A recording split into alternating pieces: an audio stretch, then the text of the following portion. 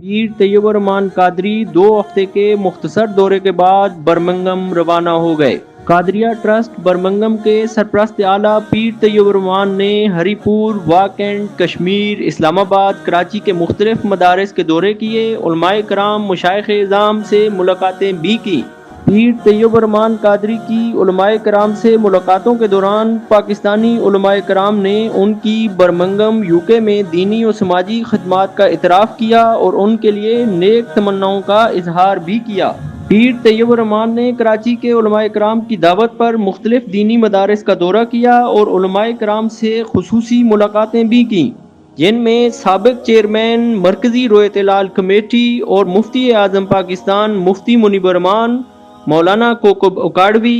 مفتی رفیع الرحمان نورانی، دعوت اسلامی شورا کے ممبر یوسف سلیم اتاری، فرحان سلیم، قاضی محمد عمر دائم،